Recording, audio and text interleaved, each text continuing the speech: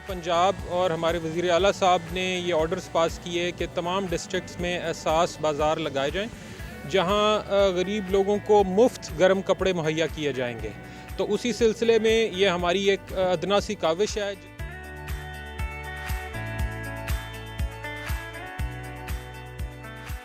और इससे पहले किसी भी गवर्नमेंट ने इस किस्म के ना बाज़ार लगाए हैं। आपने देखा कफ़ालत प्रोग्राम, आपने देखा करियाना कार्ड, सेहत प्रोग्राम। इसके अलावा जब कोरोना था उसके अंदर भी लोगों को जो है कार्ड्स दिए गए और लोगों को मुस्तफ़ीद किया गया और ये हुकूमत की कोशिश है और काबिल तहसीन है। इसके साथ साथ फैसलाबाद के जो लोग हैं वो काबिल तहसीन हैं।